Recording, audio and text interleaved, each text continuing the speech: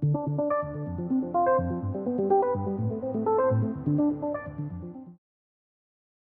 right, guys, just a quick question here from Charlie and Jonathan, asking us to just quickly run through our major macro chart back that you guys have seen us use on a daily basis, just running through some of these charts we look at, and how we set them up. So I'll go through the setup, guys, and quickly explain some of the caveats of how we've set up these charts, because there is a couple of important points if you want to have it look exactly like ours.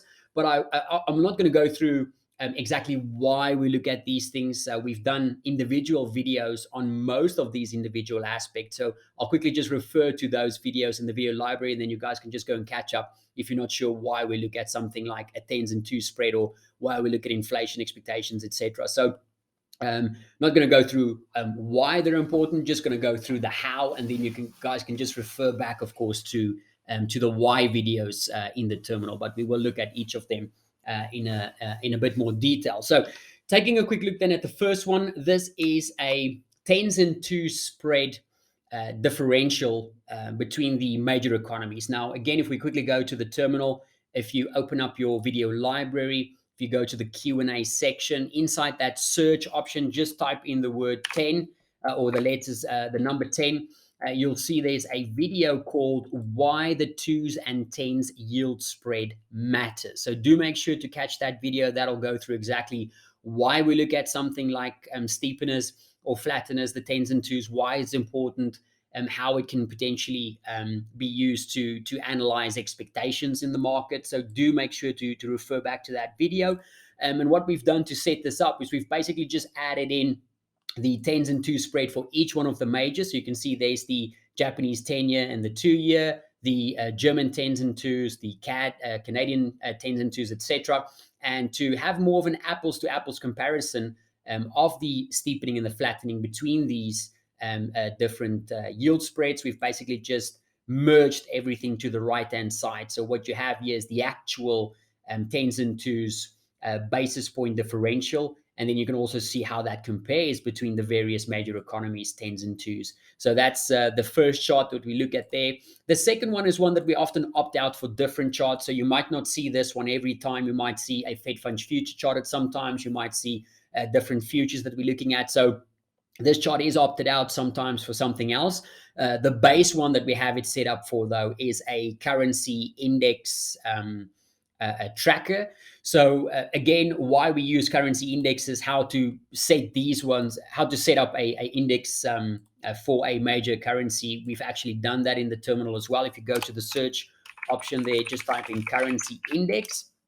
And that first one you'll see there is build your own currency index in TradingView. So that goes through exactly the process we followed for building a currency index for the CAD, for the pound, for the euro, etc. How we've set this up is we've built each one of these ones individually. Now you'll have a bunch of different scales, of course, on the left and the right hand side when you've done that.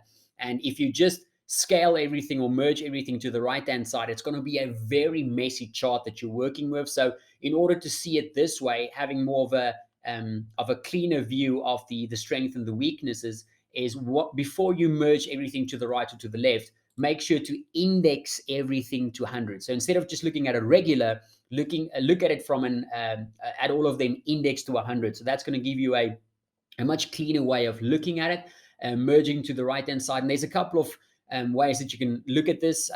Sometimes I look at it from an intraday point of view. So instead of looking at the intermarket monitor, for example, we can see right now today the Aussie, the CAD, the Kiwi is leading to the downside, and we can see the Swiss franc, the euro, and the dollar is leading to the upside. So if you don't have access to something like this, you can just set up a chart like this, and here you can clearly see the CAD's moving lower, Kiwi moving lower, Aussie moving lower.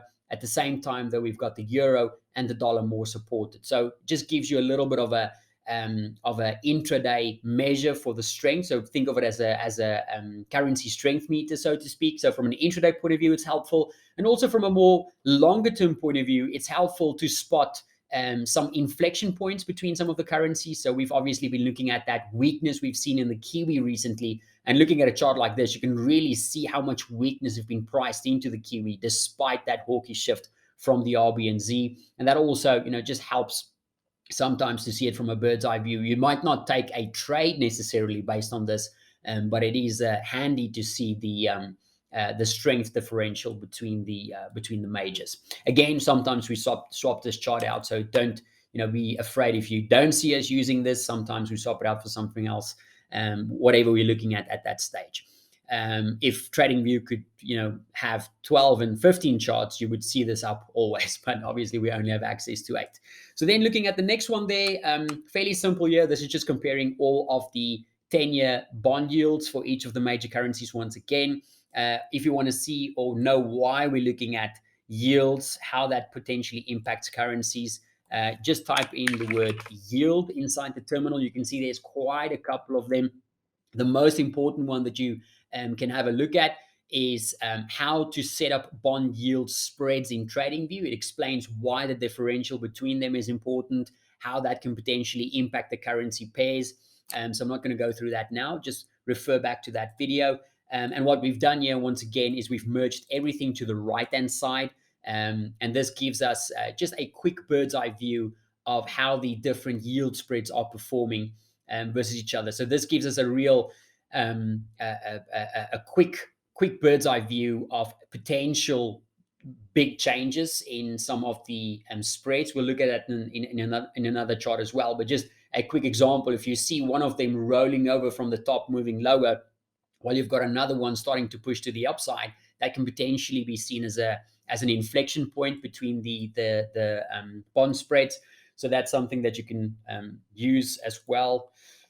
The other one that we'll look at here is euro-dollar futures. Now, again, if we go to the terminal, we've done a video on this. If you just type in euro-dollar, you can see we did a video called how to use euro-dollar futures contracts. So how we've set this chart up specifically is we've looked at a different couple of contracts over a time horizon, so stretching from December 2022 to March 2023, September 23, and December 2023, just showing us how the market is pricing in implied interest rate changes by the Fed over that horizon. And again, to compare apples to apples and not have a bunch of scales everywhere, we've just merged everything once again to the right-hand side to give us a little bit more of a cleaner way to look at how the market is pricing in these implied rates over that time horizon. Then looking at the other one there, we've got real yields. Now you can compare real yields to either the dollar or to gold. Obviously, gold has a strong inverse correlation to real yields. If you want more information on why that is, we do have a couple of videos in the terminal. If you type in gold, you can see there's one we did called, let me just quickly find that. Let me just quickly find that. The first one here is called Gold Relationship with Real Interest Rates or Real Yields. That's one that you can watch for a little bit of an explanation. The other one, I believe, is a video we did. If you just type in tip, you'll see there's a video called Switch from Tips to Tip for Tracking Real Yields. Again, that just goes through why we look at it, why it's important.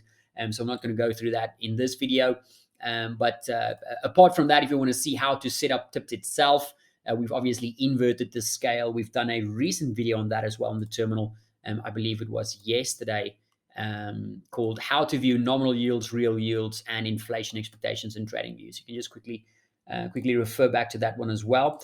Then the other one that we have set up, this is the actual bond spread between for the major currency pairs. So instead of looking at all the majors as the base or the US 10-year as the base for all of them, we've basically opted to view the currency pairs spreads themselves. So instead of having US 10-year versus yen, US 10-year versus Kiwi, we've got actually dollar-yen bond spread, Kiwi dollar bond spread, dollar CAD bond spread, etc. So this once again just gives you a bird's eye view of where the major currency pairs bond spreads, where they're tracking. Are they tracking up? Are they tracking down? So you can clearly see that euro dollar bond spread's been pushing to the upside, pound dollar bond spread pushing to the upside, dollar yen's been mainly flat, and so too has the Kiwi 10-year, Kiwi dollar bond spread, dollar CAD bond spread, and Aussie dollar bond spread. You can see that very range-bound sideways price action move, and that is also reflected, of course, in the recent very sideways price action we've seen in the Aussie, very sideways price action we've seen in the Kiwi, and of course, very sideways price action we've seen in dollar CAD. So what this chart helps us see is, firstly, where you have the biggest differential between them, between the currency pairs, but also, when you are when you see a potential inflection point. So something going from very high starting to drift lower, something from very low starting to drift higher. Again, just a nice comparison there. Instead of looking at all the currency pairs and looking at the individual spreads, it's just a quick bird's eye view of where the spreads are tracking. Again, if you want more information on why we look at that, just type in bond yield in the search bar and watch the video called How to Set Up Bond Yield Spreads in TradingView. It explains why it's important, why we look at it. The other one then is Sony Futures. Now, this is another one that you can see us swap out sometimes. The reason why we're looking at Sony Futures right now is because there's a lot of speculation about the Bank of England possibly being the next central bank to move away from ultra easy policy in line with the RBNZ and the BOC. So we're keeping a firm eye here on Sony Futures. Again, if you want to understand what it is and why we look at it, just type in the word Sonia in the search bar. You can see there's a video called What is IMM Quarterly Sonia Futures that explains what it is, why we look at it. Again, the only caveat to setting this up is we've selected a bunch of them stretching over a time horizon similar to the ones we look at for Euro Dollar Futures. And we've just once again merged everything to the right-hand side to get a nice apple-to-apple comparison. The other one there, the final one, is inflation expectations. So this is US 5-year and 10-year inflation expectations. We've spoken quite a lot about this recently. There's a chart that a couple of videos on how to set up something like inflation expectations. If you go to the terminal, we did one not too long ago. Again, the one called How to View Nominal Yields, Real Yields, and Inflation Expectations in TradingView. You can watch that one. We also did a video talking about Quandl. If you type in Quandl, why isn't that showing anything? Let's just see here. Title. Sorry, the title for that video talking about the Quandl data set is actually a video called Best Kept Chart Secret for TradingView. So just type in the word secret, watch that video. It'll explain, why we use Quandl data, how to use it. But apart from that, you can also just watch that educational video we did called How to View Nominal, Real Yields and Inflation Expectations in TradingView. The other one that you can watch for understanding why we look at inflation expectations, if you just type in inflation, you'll see there's a video we did a while back called Is Higher Inflation Expectations Good for Gold? Now, this one is obviously referring to gold itself, but inside that video, we go into a lot of detail talking about the correlations, intermarket correlations and importance of inflation expectations, referring back to bond yields, referring back to commodities, etc. So that's a real good video to start with for understanding why inflation expectations is important. The other one that you can watch, of course, we've got a bunch of videos on bonds in the terminal and how inflation expectations obviously impacts that. So do make sure to watch that. For those of you that has access to our the fundamental trading masterclass, we did a very, very in-depth session in that actually about bonds. If you go back to or scroll down to the intermarket analysis part 1, this one is mainly just about bonds, about fixed income, talking about rates, talking about inflation. So if you do have access to that, just watch that video again. It will explain why inflation expectations is so important. So guys, I hope that's been helpful. That's really all the charts that we look at. There's a couple of ones that we'll swap out every now and again, depending on what's important. So if you see me using something else in a week from now, don't be afraid. It doesn't mean that particular thing isn't important enough or isn't important anymore. It just means that there's something else that's more important that we might be looking at that particular time. So Charlie, Jonathan, hope that was helpful. Any other questions, please don't hesitate to let us know.